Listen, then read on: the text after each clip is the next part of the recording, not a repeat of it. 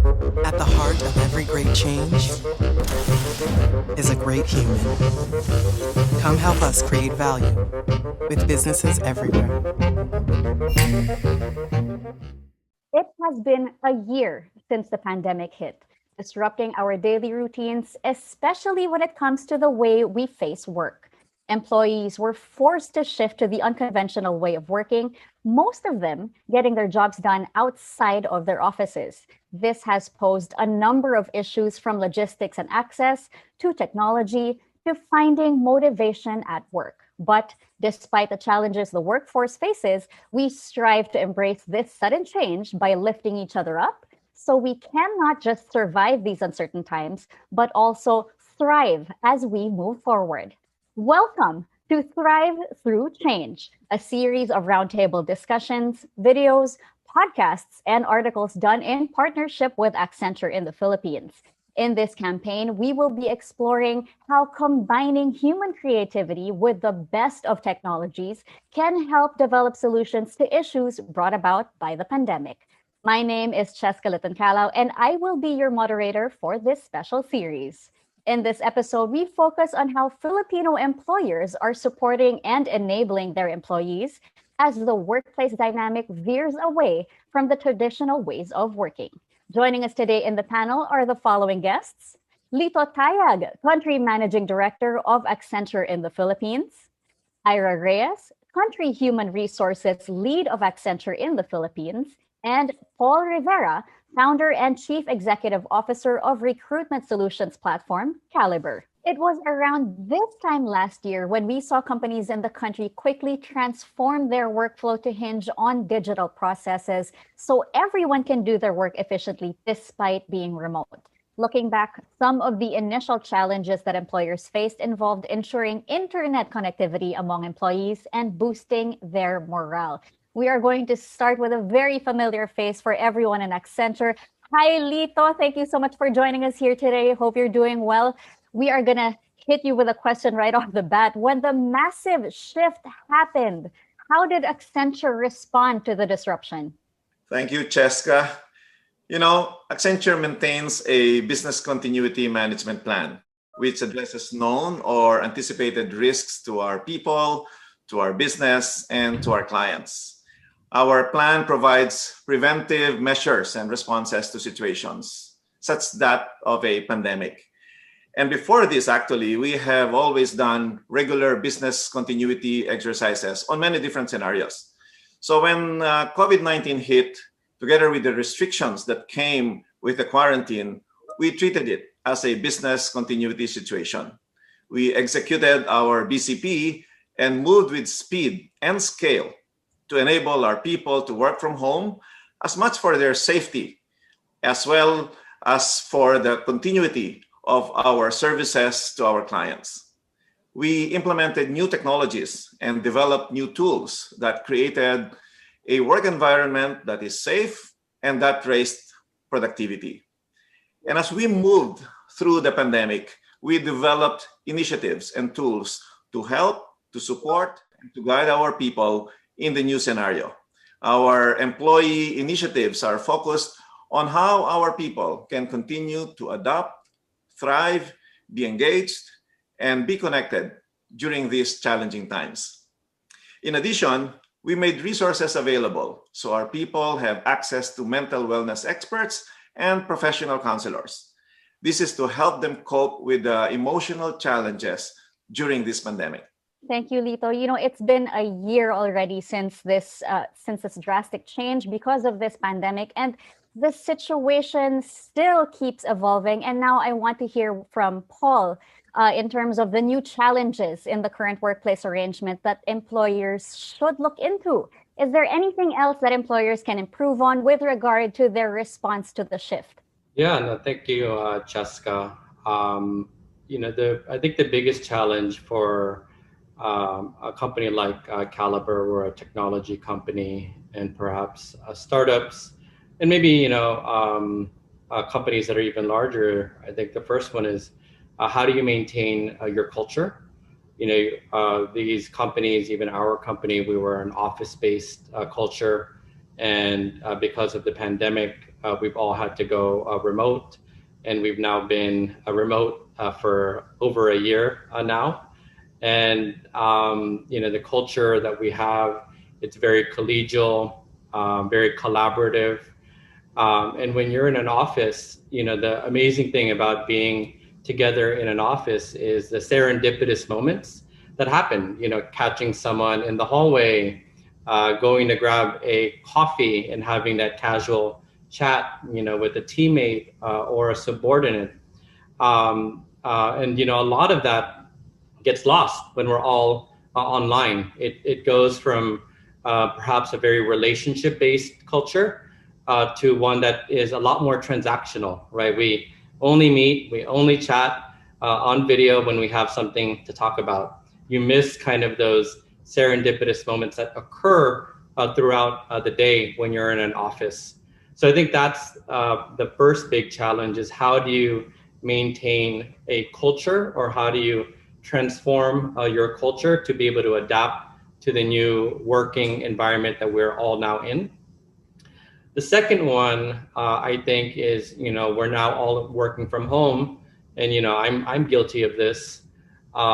It's very easy to blur the lines between work and home, right? Work is now all at home, right? The time that you may have spent commuting to an office, right, is no longer gone. You're working more. There's no kind of end to the day because you're not leaving the office. So it's very easy to just blur the lines between work and home, and everything can feel like work, and it can be very easy to burn out. And I think it's important, for our organization, and I think all organizations, to be able to set the proper boundaries. So I think that's the second big challenge, is making sure that the lines between work and home don't blur too much. The third one, and I think I'm hearing a little bit of talk about this, but it's the mental health challenge of being away from our colleagues, away from our friends, away from human interaction. We've all kind of been locked up in our homes for the last year. Some of us have kids that are going to school from home. You may or may not have help for those kids. So there's a lot that you're juggling in your home life. There's obviously your work responsibilities.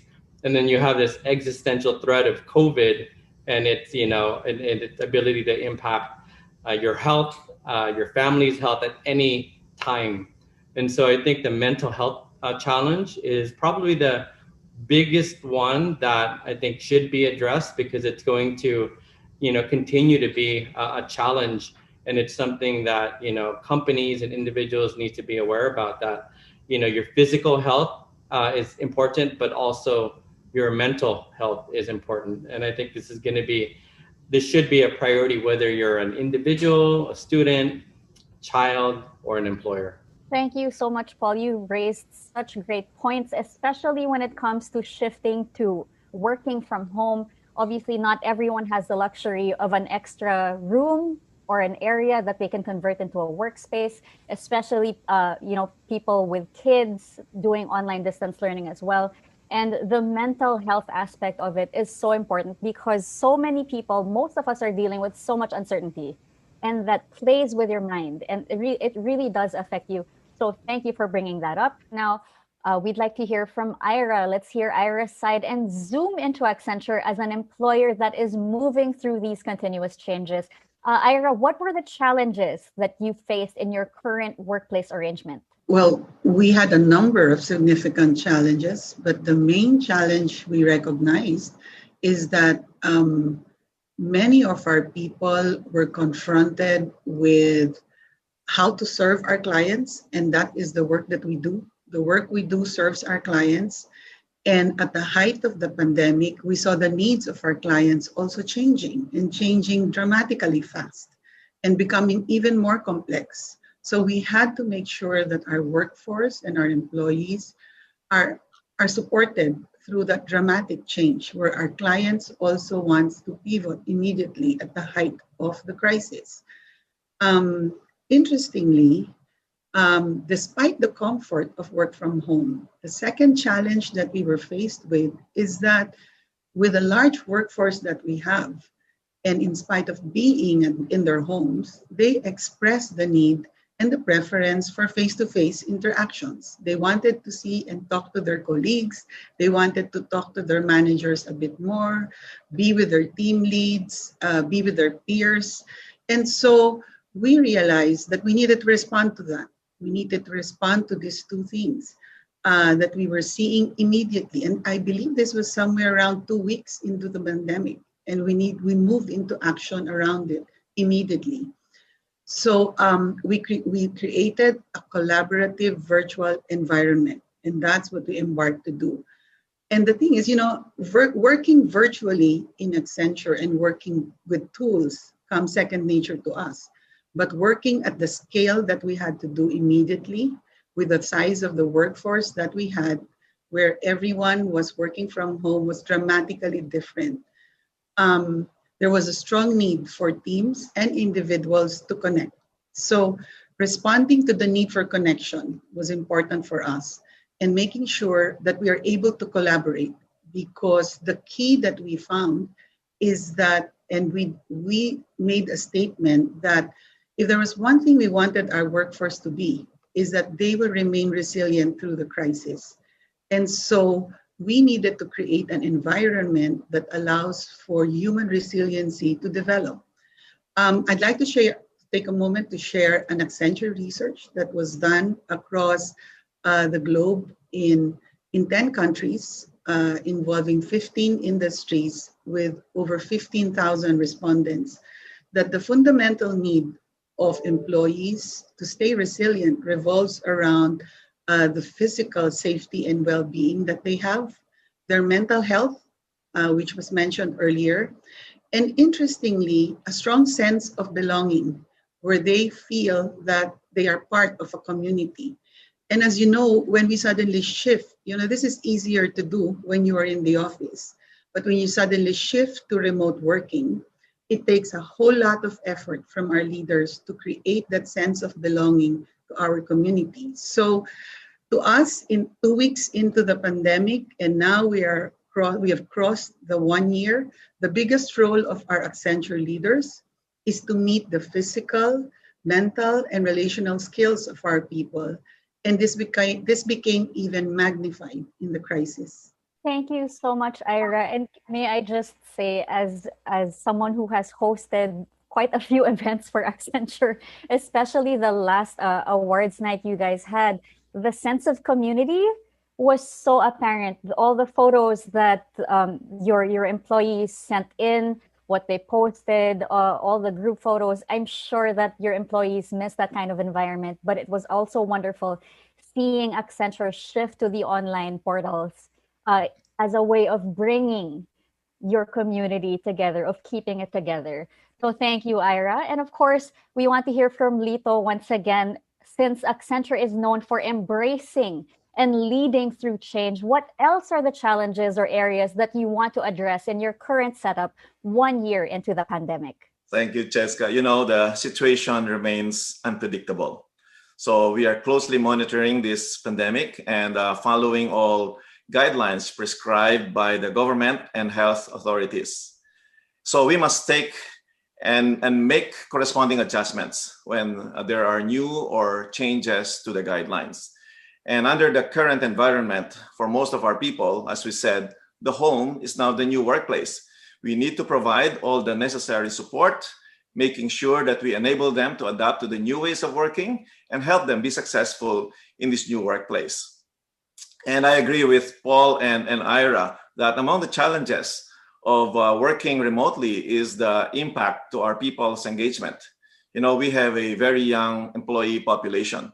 So we need to address how we can communicate better, how to collaborate further, and maintain our relationships with our people. And of course, we work with our clients. We let them know our safety standards and protocols, and we work with them to ensure that we deliver the same high-performance services without any disruption.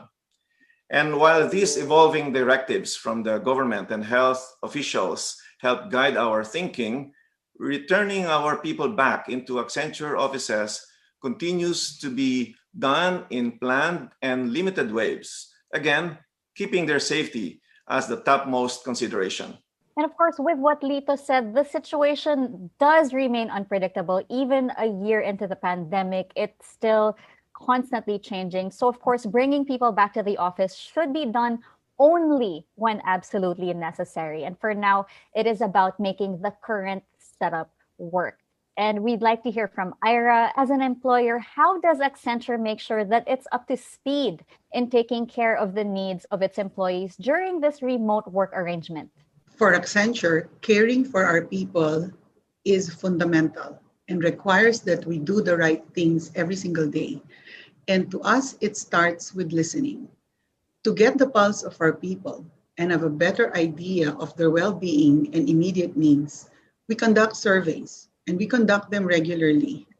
But not only surveys, we make sure that this is complemented with leadership connections, making sure that our leaders are able to hold one-on-one conversations beyond just doing the usual town halls. And we do a lot of town halls. We do a lot of regular touch points. These avenues provide our people an opportunity to share their concerns and ask questions, and for our leaders to also provide very important perspectives in these challenging times. From the feedback we gathered from these surveys, and more importantly in our connections, we were able to improve existing programs and even launch new ones.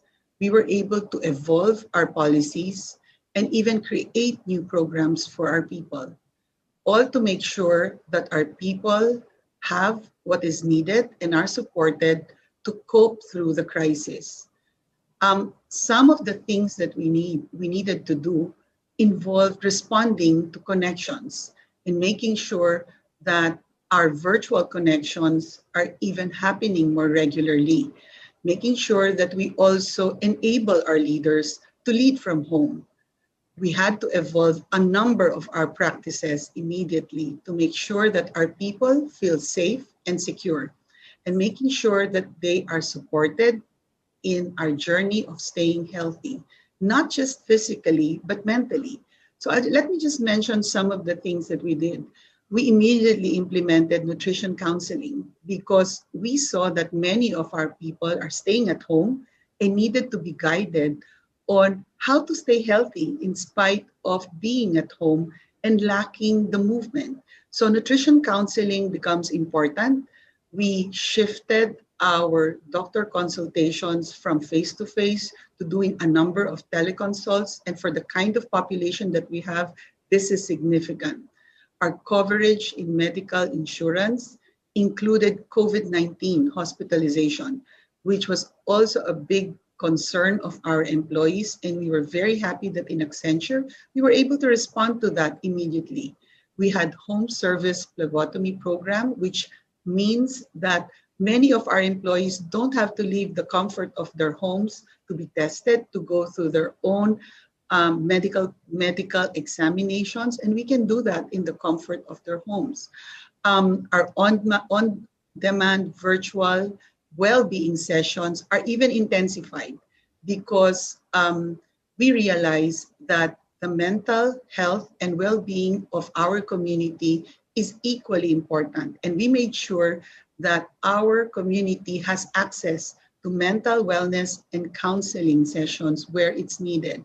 So all these sessions help our people build psychological resilience and demonstrate the care that we have, not just for their skills, but for their mental health as well.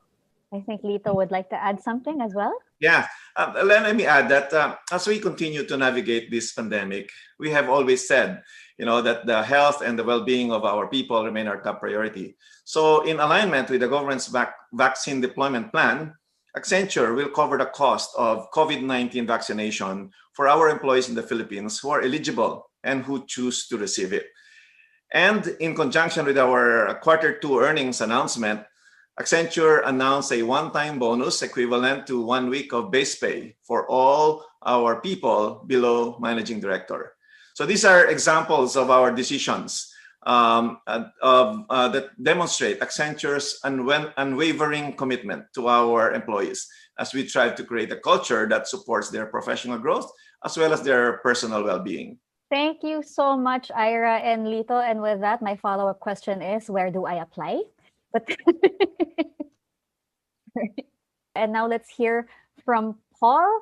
From employers giving their people more benefits, like what we heard from Ira and Lito earlier.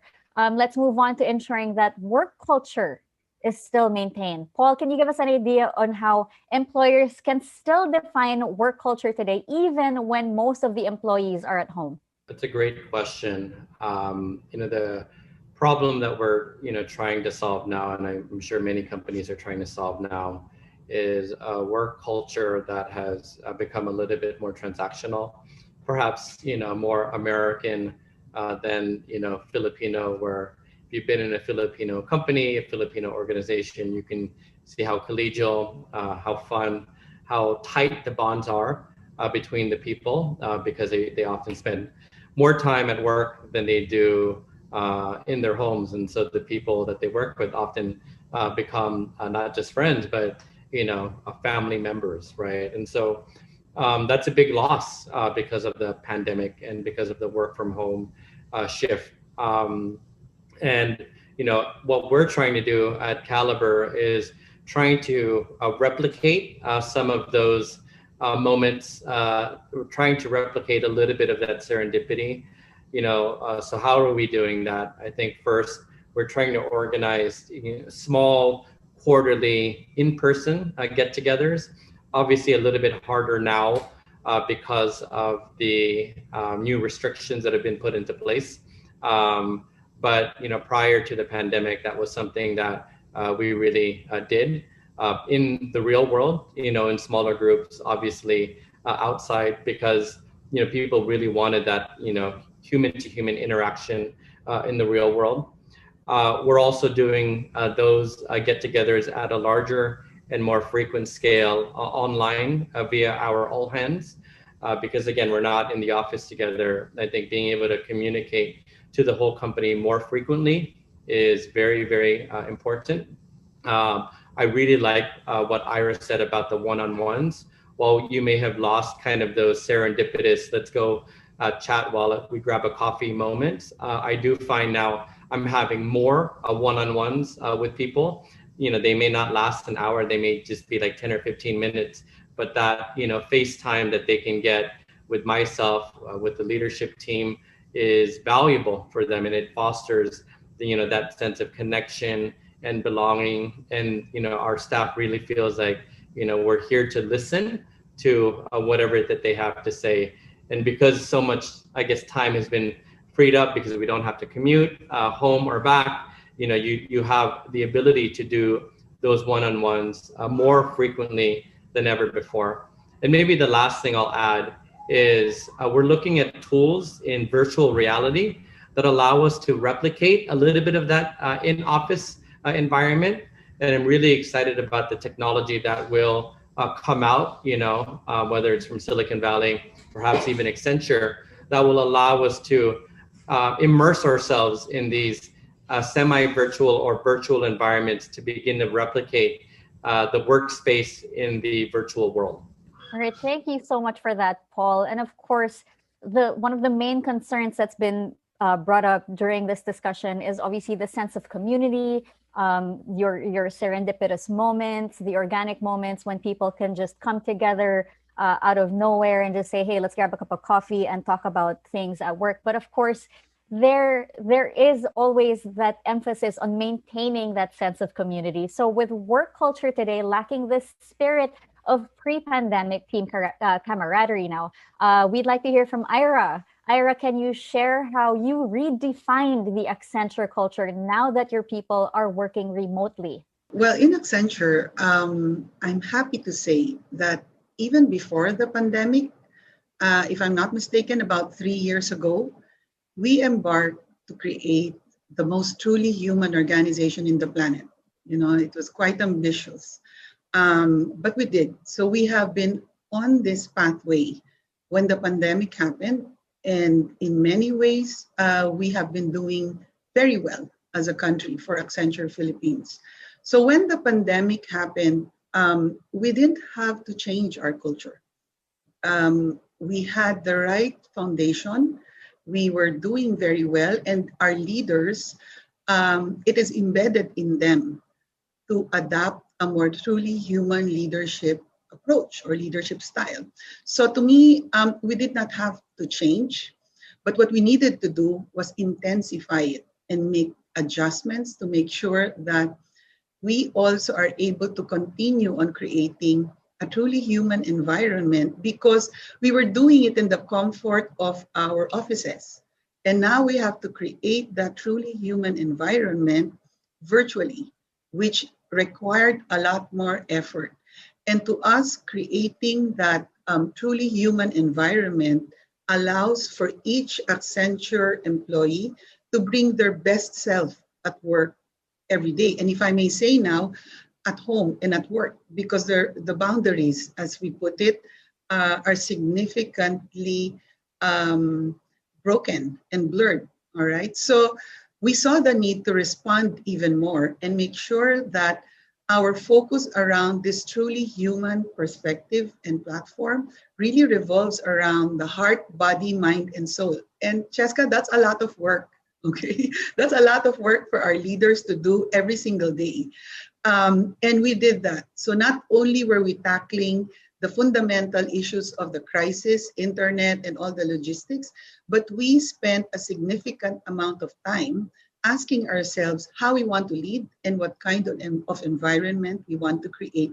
And these are conversations we tackled purposively as leaders in the organization. So the pandemic did not change our culture, but it strengthened our truly human focus. And I'm proud to say that to this very day, our leaders continue to work harder and harder to make sure that our community in Accenture are truly cared for. Thank you, Ira. Lito has something to say as well. Yeah, I was just going to add an example to what Ira has mentioned. Corporate social responsibility is important for many of our people. It is their way of reaching out to communities. But in this environment, of course, it's very difficult to volunteer in person for CSR activities. So what we did, as Ira has mentioned, we did not change and remove the culture of outreach, of reaching out to our communities, but instead we had to make adjustments. So now we are asking corporate citizenship volunteerism through the virtual method that we have. So now we do have people who are teaching students virtually as part of our social responsibility. In the end, we will look back at this moment as a time when people of Accenture got stronger together. We believe that solving new ways together can strengthen the bonds of our community. And this is how we demonstrate how we truly care for our people. No? We will continue to build connections with and between our employees and our clients and help each other remain stronger and be more productive together. Thank you, Lito. All right, now let's look at remote work in the long run and how it will most likely affect employees. I mean, it's already been a year. It's kind of the long run already, but there are still so many things changing all throughout this pandemic. And I want to check in with Paul first. What do you think the future of work and hiring look like? Yeah, no, you bring up a good point, Cheska. The future has arrived. Perhaps the future has been with us over the last year. And many of the trends that you've heard people talk about with regards to the future of work have arrived. One of the biggest trends that we've all been a part of is remote work. And I do believe that post COVID, even with the vaccines, remote work will be a permanent part of how we work. And I think that companies are either going to shift permanently to remote work or they may have a permanent hybrid structure where they have staff in the office half the time, and then the other half of the time they're working from home. And then there may be companies that revert fully back to that in-office model. But I do believe that for some of the most talented individuals out there, if you're a talent or an employee, there are some significant benefits to being able to work from home. You're obviously increased time at home with your families, provided you can create those lines. And I believe that, for companies, they're going to have to shift perhaps how they think about talent, because the talent that may have been okay coming into an office every day may want a more permanent remote structure or a more permanent hybrid structure. And I think companies are going to have to adapt to that reality where, the most talented individuals are going to have a say in terms of their permanent work setup. So I would say that's one. From a recruitment perspective, I think recruitment has completely changed because of the pandemic. The era where you could randomly walk into an office and give your CV no longer exists. You can't just go down Ayala Ave, knocking door to door and give out your CV. The era of inviting people in for an initial interview will no longer exist, right? We've shifted now, Kalibrr has done it, many of our clients have done it. It's really what our platform enables, to a completely remote and digital online recruitment process where you can source, screen, schedule, and hire completely remotely without having to meet that person in the real world. And for some of the staff that we've hired over the last year, for some of our clients, for companies I'm involved in, there are dozens of people that we've hired that I've never even met, right? And they've been with us for several months now. So recruitment was slowly moving online. Job boards, LinkedIn, platforms like Kalibrr, were some of those early examples. But now the tools have not just moved online. I think that entire process has now moved online, and it needs to move online because that's really the safest way to do recruiting right now. You really cannot risk having strangers come into your office, and individuals may not feel comfortable coming into an office. And if they do come into an office, there may have to be a testing requirement that just becomes expensive for both sides. And I feel like Kalibrr was perhaps a little bit ahead of its time in our push to do online and digital recruitment, but I think the time has come for every company to be able to adapt to that as the way to recruit. And I think this pandemic, if there's any net positive to it, is it's really accelerated the digitization of the Philippines, whether you're an individual, your Lolo having a GCash account, or you're a company, now doing recruitment online, investing in software tools and SaaS tools to drive not just efficiency and productivity, but to really drive the overall business. So, in the last year, we probably had 5 to 7 years of digitization happen in the last year. So, the future of work is in front of us today. It certainly has its challenges and growing pains, but I do feel it's going to be quite exciting, particularly for talent, because I think talent in this remote world will now have access, particularly talent in the Philippines, will now really have access to local opportunities, regional opportunities, and global opportunities from the Philippines, right? I think it's going to be the next evolution of BPO and outsourcing is, it's perhaps no longer outsourcing, it's just remote work. And so I think if you're a talent, it's going to be an exciting future for you because the whole world is now one big labor market. Now you have to wonder how many people did online job interviews wearing dress shirts and shorts. So yeah, like me.